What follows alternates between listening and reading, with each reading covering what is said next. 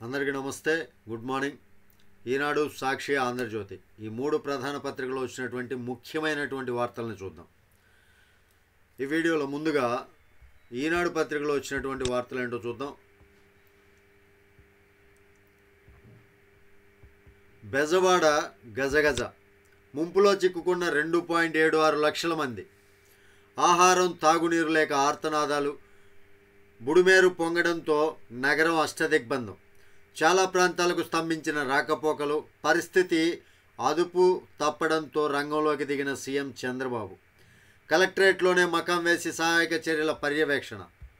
నిద్ర లేకుండా పనిచేశాడండి చంద్రబాబు నాయుడు గారు. నిన్నటి నుంచి సమీక్షలు కావచ్చు, ఇవన్నీ కావచ్చు, నిద్ర లేకుండా పనిచేస్తున్నారు. విజయవాడ దుఃఖదాయిని బుడమేరు నగరిపై విరుచుకుపడింది. అతి భారీ వర్షాలకు తోడు బుడమేరు పొంగడంతో బెజవాడ నగరవాసులు వణికిపోయారు.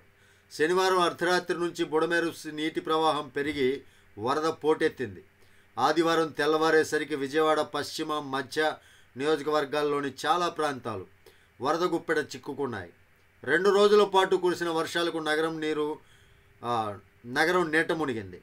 బుడమేరు పొంగడంతో పరిస్థితి మరింత దిగజారింది. దాదాపు 2.76 లక్షల మంది ఆహారం, తాగునీరు లేక అల్లాడుతున్నారు. వారి ఇళ్లన్నీ 6 అడుగుల మేర నీటిలో మునిగాయి. ముందస్తుగా భారీ వర్ష సమాచారం ఉన్నా అధికార యంత్రాంగం సమర్థంగా వ్యవహరించలేదు. అనుకున్న విధంగా సహాయక చర్యలు చేపట్టలేకపోయింది. ఇంత వరద వస్తుందని అంచనా వేయలేకపోవడంతో పరిస్థితి అత్యంత దారుణంగా తయారైంది. దీంతో సీఎం చంద్రబాబు రంగంలోకి దిగాల్సి వచ్చింది. సింగనగర్ ప్రాంతంలో ఆయన పడవలో పర్యటించారు. అనంతరం ఎన్టీఆర్ జిల్లా కలెక్టరేట్కు వచ్చి అక్కడే మకాం వేయాల్సి వచ్చింది. బుడమేరు ముంపు సమస్య ఇప్పటిది కాదు. దీన్ని నిర్లక్ష్యం చేసిన పాపం ఇప్పుడు నగరాన్ని ముంచెత్తింది. చెరువులను తలపిస్తున్న కాలనీలు ప్రతి ఒక్కటి అండి. ఈ పాపం ఎవరిది అనేది ఇప్పుడు రాజకీయంగా విశ్లేషించలేం. ఎందుకు అంటే గత 5 ఏళ్లలో కొన్ని డ్రైనేజ్ సిస్టమ్లు కరెక్ట్గా లేవు. డ్రైనేజ్ సిస్టమ్లు కరెక్ట్గా ఉండి అవి బుడమేరులోకి వెళ్ళి బుడమేరులో నుంచి ఆ నీరు మొత్తం ఆ కృష్ణా కెనాల్లోకో ఎక్కడికో చోటకి వెళ్ళాలన్నమాట. అలాంటి పరిస్థితి అండర్ డ్రైనేజ్ సిస్టమ్ అనేది కరెక్ట్గా మెయింటెనెన్స్ లేదు. దానికి తోడు ముందుగానే వర్షం వస్తుందనే సూచన ఉన్నా ఎంత ప్రభావం చూపిస్తుంది ఈ నగరానికి అనేది అంచనా వేయలేకపోయారు. ఎందుకంటే ఇంతకుముందు గత 30-40 ఏళ్లలో ఎప్పుడూ లేనటువంటి వరద విజయవాడను చుట్టుముట్టేసింది. హైదరాబాద్ని కూడా మించిపోయి తలపించేటట్లు ఉంది. మరి అలాంటి పరిస్థితి వచ్చింది అంటే నిజంగా అది ఏ వైఫల్యం అని చెప్పుకోవాలి. ఈ ప్రభుత్వం వచ్చి ఇప్పటికి 40 రోజులైంది. దాని మీద సమీక్షలు, వేరే చిన్న ప్రాబ్లమ్స్ ఉంటాయి. కొత్తగా వచ్చిన వాళ్ళకి ఏంటంటే ప్రాబ్లమ్స్ అన్నీ చుట్టుముట్టుకున్నప్పుడు వాటిని సరి చేసుకోవడంలోనే ఉంటారు. వ్యవస్థల్ని కరెక్ట్గా మేనేజ్ చేయలేకపోయినటువంటి గత ప్రభుత్వ నిర్లక్ష్యం కూడా దీనిలో కొంత భాగం అయితే ఉంది అని చెప్పుకోవచ్చు అనమాట. వాస్తవానికి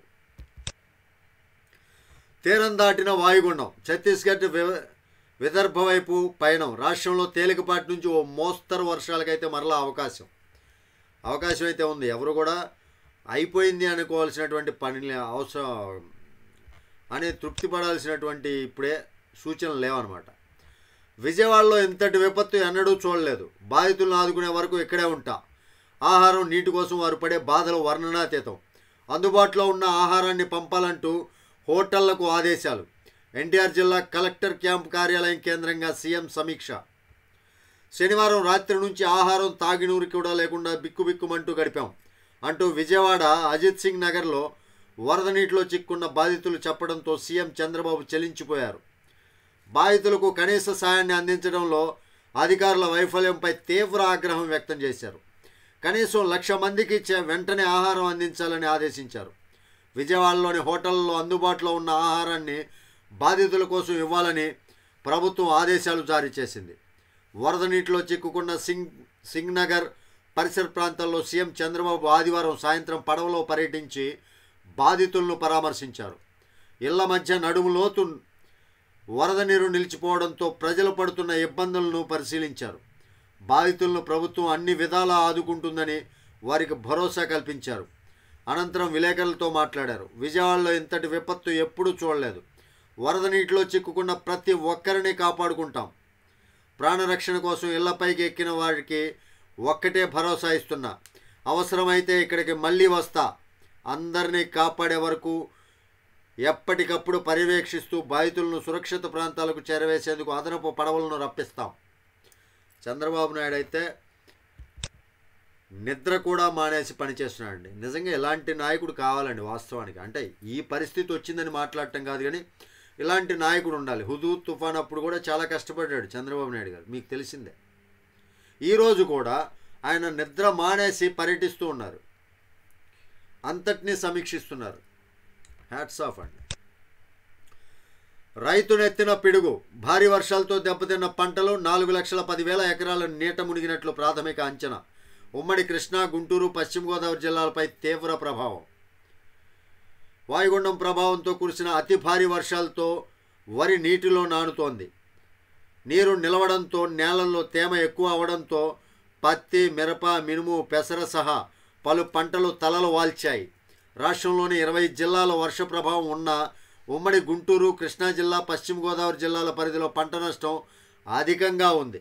రాష్ట్ర వ్యాప్తంగా సుమారు 4,10,000 ఎకరాల్లో పంటలు నీట మునిగినట్లు అధికారులు ప్రాథమికంగా అంచనా వేశారు. కొన్ని చోట్ల 3 రోజులుగా నీటిలో నానుతుండటంతో నష్ట తీవ్రత ఎక్కువగా ఉండే అవకాశం ఉంది.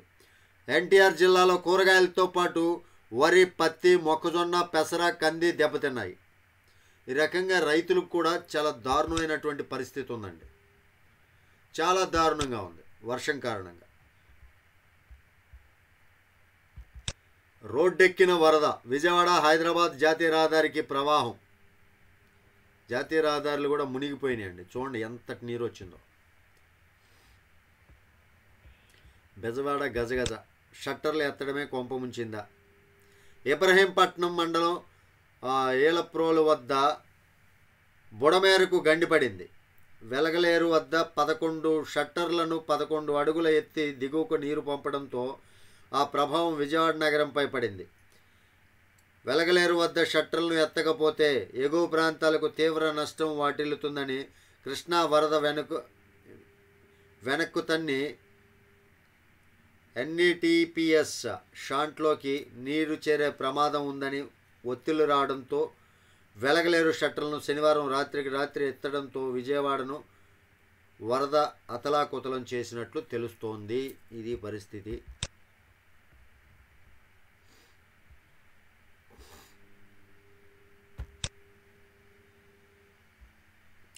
పోలవరం దిగువకు 5.6 లక్షల క్యూసెక్కుల ప్రవాహం అంట. సూపర్. చూద్దాం, ఇక్కడ కూడా ప్రవాహం అధికంగానే ఉంది. రాజకీయ రౌడీలు ఖబర్దార్. గుడ్లవల్లేరు ఘటనపై సమగ్ర విచారణ. అవాస్తవాలు ప్రచారం చేస్తే కఠిన చర్యలు. ముఖ్యమంత్రి చంద్రబాబు హెచ్చరిక. గుడ్లవల్లేరు ఘటనలో సోషల్ మీడియాలో రకరకాలుగా ప్రచారాలు చేస్తున్నారండి. అలాంటి ప్రచారాలన్నీ కూడా రాజకీయ లబ్ధి కోసం వాళ్ళు చేస్తున్నటువంటి ప్రచారాలని అరికట్టాలి. సరైన సమయంలో స్పందించినట్లే. రాష్ట్రంలో జరుగుతున్న కొన్ని ఘటనల వెనుక కుట్రకోణం ఉండొచ్చనే అనుమానం ఉందని, ఆధారాలు లభించాక అలాంటి వారి సంగతి చూస్తామని సీఎం చంద్రబాబు హెచ్చరించారు. విజయవాడలోని విపత్తు నిర్వహణ సంస్థ కార్యాలయంలో ఆదివారం ఆయన విలేకరులతో మాట్లాడారు. రాష్ట్రమంతా గంజాయి, డ్రగ్స్, చీఫ్ లిక్కర్ మయమైంది. బయట వాళ్ళను తెచ్చి రాష్ట్రంలో వదిలిపెడుతున్నట్లు సమాచారం వస్తోంది. నేరస్తులే రాజకీయ పార్టీని నిర్వహిస్తున్నట్లు, ఇలాంటి నేరాలు ఘోరాలు చేసి ఇతరులపై నెడుతుంటారు అని పేర్కొన్నారు. గుడ్లవల్లేరు ఘటన కుట్రకోణంపై నిపుణుల బృందంతో సమగ్ర విచారణ చేస్తాం. ఢిల్లీలోని కంప్యూటర్ ఇంజనీరింగ్ రెస్పాన్స్ టీమ్, ఆ టీం నుంచి కూడా సీనియర్ శాస్త్రవేత్తలు, పోలీసు అధికారులు వెళ్ళి ఏం జరిగిందో తెలుసుకుంటారు. మొత్తం విశ్లేషించి వాస్తవాలుంటే ఎవరిని వదిలిపెట్టాం. ఏదైనా జరిగితే వారికి అదే చివరి రోజు అవుతుంది. సూపర్. బాబాయిని గొడ్డలితో చంపేసి గుండెపోటను నమ్మించారు. మరునాడు సీఎంగా ఉన్న నా పేరే పెట్టి నారాసుర రక్త చరిత్ర శీర్షికతో పత్రికలో రాశారు. ఆ రోజే వారిని లోపలేయాల్సింది. ఇది నా ఉదాసీనత, మంచితనం. అలా చేయనందునే ఇప్పటికీ కుట్రలు చేస్తున్నారు. Be careful. రాజకీయ ముసుగులో ఉండే రౌడీలను హెచ్చరిస్తున్నా. ఖబర్దార్ జాగ్రత్తగా ఉండండి. ఇది చంద్రబాబు నాయుడు గారి హెచ్చరిక.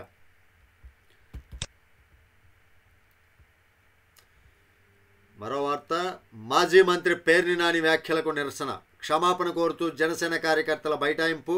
వైకాపా నేత ఇంటి వద్ద 5 గంటల పాటు పేర్ని కైలే నిర్బంధం.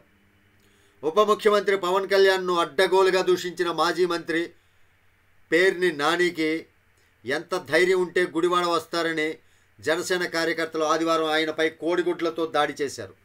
గుడివాడ ఏలూరు రోడ్డు నుంచి వాళ్ళ వెంటబడగా ఆయన వైకాపా నేత తోట శివాజీ ఇంటికి వెళ్లారు. దీంతో వందల మంది జనసేన కార్యకర్తలు అక్కడకు చేరుకున్నారు. పేర్ని నాని, పామర్రు మాజీ ఎమ్మెల్యే కైలే అనిల్ కుమార్ మరికొందరు శివాజీ ఇంట్లో ఉన్నారు. కొందరు కార్యకర్తలు వైకాపా నాయకుడు పాలేటి చంటి కారును రాళ్లతో ధ్వంసం చేశారు. మరొకరి కారుపై పెట్రోల్ పోసి నిప్పంటించేందుకు యత్నించగా మిగిలిన వారు వారించారు.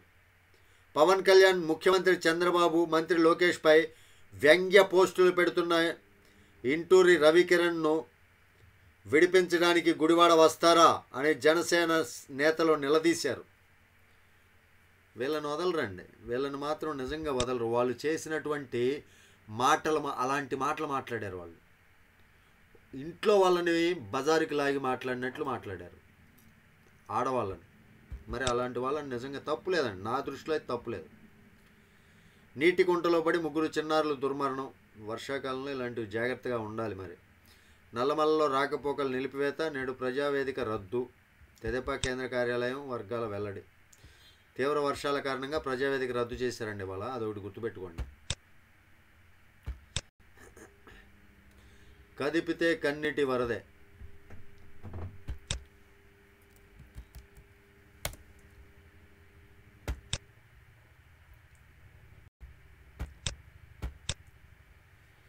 ఇక సాక్షిలో వచ్చినటువంటి వార్తలు ఏంటో చూద్దాం. విజయవాడ విలవిల వరదలో చిక్కుకొని 3.5 లక్షల మంది నరకయాతన. వీళ్ళు కొద్దిగా పెంచారు పాపం. నిలువెత్తు నిర్లక్ష్యం అంట. చేతులు కాలేక ఆకులు పట్టుకున్న చందంగా సీఎం వైఖరి. ముందే హెచ్చరికలు అందినా పట్టించుకొని ఫలితం. డిప్యూటీ సీఎంను ట్యాగ్ చేస్తూ లేఖ రాసిన ఏపీ వైదర్మ్యాన్ అంట. అయినా అధికార యంత్రాంగాన్ని అప్రమత్తం చేయలేదు. ముందస్తు సమాచారం లేకుండా బుడమేరు గేట్లు ఎత్తివేత.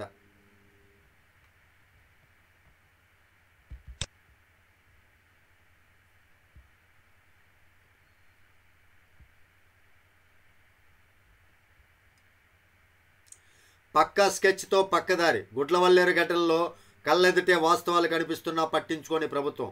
ఆధారాలు ఇవ్వాలంటూ డొంక తిరుగుడు మాటలు. నిజాయితీగా దర్యాప్తు చేస్తే ఆధారాలు కోకొల్లలు. దర్యాప్తు సజావుగా సాగకుండా ప్రభుత్వ ప్రయత్నం. ఆధారాలు లేవని బుకాయిస్తున్న చంద్రబాబు, లోకేష్. దర్యాప్తు జరుగుతోందంటూనే రాజకీయ రంగు పులుపుతున్న సీఎం చంద్రబాబు. ప్రభుత్వ పెద్దలే అలా చెబితే పోలీసులు చేతులెత్తాక ఏం చేస్తారంటున్న తల్లిదండ్రులు. ప్రైవేట్ సెక్యూరిటీ పేరుతో టీడీపీ రౌడీల పహారా. విద్యార్థి సంఘాల నోళ్లు నొక్కేందుకు గూండాగిరి. బలవంతంగా విద్యార్థుల్ని ఇళ్లకు తరలించిన యాజమాన్యం. ఏదేదో రాస్తారండి. అవకాశం వచ్చింది కదా, నారాసుర రక్త చరిత్ర, పింక్ డైమండ్, కమ్మ డిఎస్పీలు, ఇలాంటి తప్పుడు రాతలు రాయటంలో సాక్షిని మించిన వాళ్ళు, సాక్షిని కొట్టిన వాళ్ళు లేరు ఎవరు కూడా. సాక్షి ఒక తప్పుల తడక పేపర్, అబద్ధాల కూర అనమాట. ఆ భారతి అదే పుట్టక పుట్టింది, జగను అదే పుట్టక పుట్టాడు. ఇద్దరికిద్దరు దొందు సరిపోయారు అన్నట్టు ఉంది. పేర్ని నాని లక్ష్యంగా టీడీపీ జనసేన శ్రేణుల వీరంగం. సోషల్ మీడియా కార్యకర్తలు రవికిరణ్ బెయిల్ కోసం గుడివాడ వచ్చిన మాజీ మంత్రి రెచ్చిపోయిన టీడీపీ జనసేన కార్యకర్తలు. పేర్ని నాని కారుపైకి రాళ్ళు, అద్దాలు ధ్వంసం. పేర్ని నాని కారుపైకి రాళ్ళు కాదు, ముఖం మీద కొట్టాలి రాళ్ళు. వాడు మాట్లాడిన మాటలు అలాంటివి. ఇళ్లలో ఆడవాళ్ళ గురించి పేర్ని నాని ఏం మాట్లాడాడు మరి? ఆ మాత్రం ఉండదా? దాంట్లో తప్పేముంది?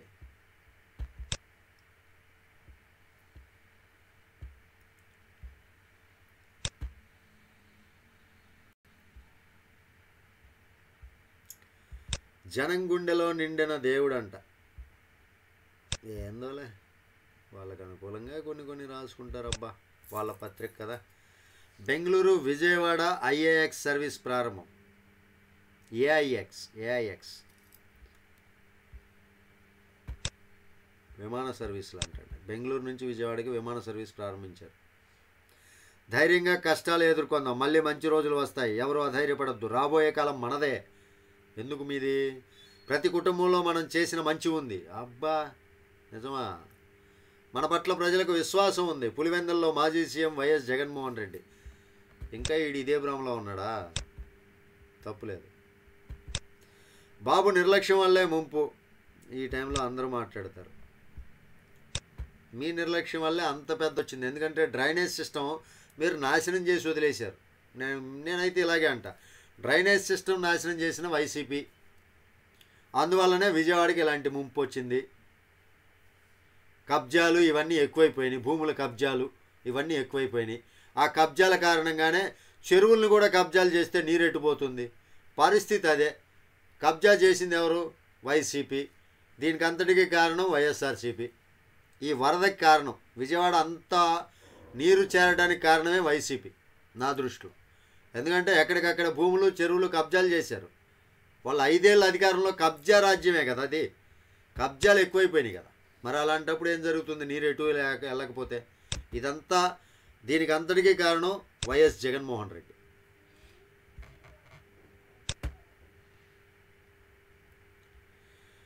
అమరావతి అస్తవ్యస్తం. అమరావతి ప్రాంతాన్ని ముంచెత్తిన వరద, ఎమ్మెల్యేల నివాస భవనాల్లోకి వరద నీరు. ఇదంతా అబద్ధం అండి.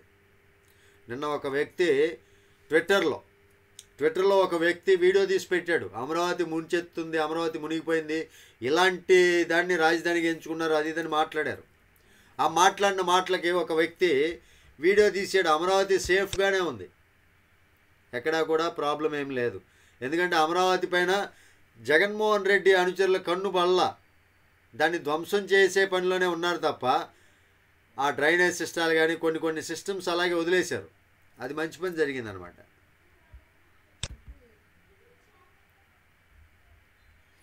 కారుపైనే కన్నీటి వీడుకోలు. అధికారి అత్యుత్సాహానికి వివాహిత బలి, ముంచెత్తిన వరదలు.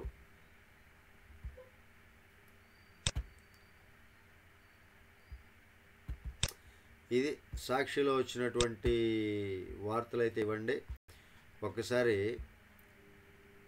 ఆంధ్రజ్యోతిలో ఏమొచ్చిందనేది చూద్దాం. ఆంధ్రజ్యోతి వార్తలు ఏంటో చూద్దాం.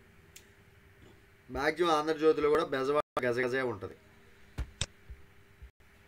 అన్నిట్లో అయ్యే వార్తలండి. ఇదిగోండి, బెజవాడ గజగజ, బుడమేరు భీభత్సం, నగరంపై జలఖడ్గం. ఇది బాధ్యత. 5 ఏళ్ళు మరచిన జగన్, గుర్తు చేసిన బాబు. బుడమేరు విపత్తుపై తక్షణ స్పందన. ఉదయం నుంచే ముఖ్యమంత్రి సమీక్ష, తక్షణమే రంగంలోకి 3 మంత్రులు. ఆపై స్వయంగా బోట్లో సీఎం పర్యటన.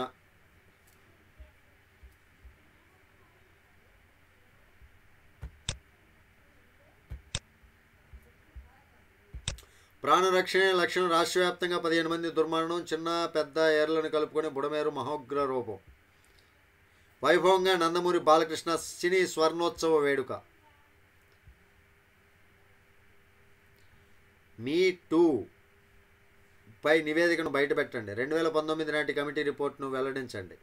తద్వారా బాలీవుడ్లో మహిళలకు మేలు. తెలంగాణ ప్రభుత్వాన్ని కోరిన నటి సమంత.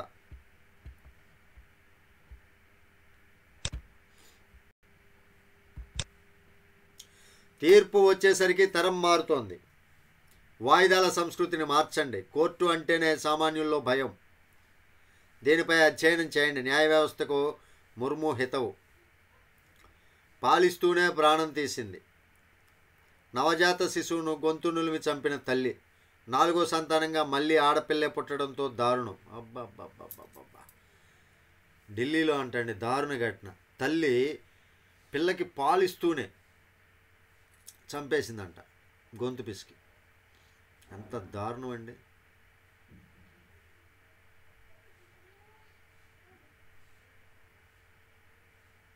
కన్న తల్లే నవజాత శిశువు అంటండి. చిన్న పాప, పుట్టిన పాపని పాలిస్తూ చంపేసిన కర్కసురాలని మామూలుగా కాదండి. 3 నెలల్లో వందే భారత్ స్లీపర్ రైళ్ళు, వందే భారత్లో కూడా స్లీపర్ రైళ్ళు వస్తున్నాయంట. స్లీపర్ ఇది బాధ్యత.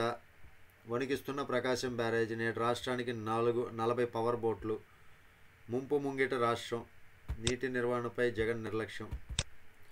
స్టేటస్ సింబల్ కాదు, దళారుల నుంచి కొన్ని పెళ్ళిళ్ళలో పంచుతున్నారు.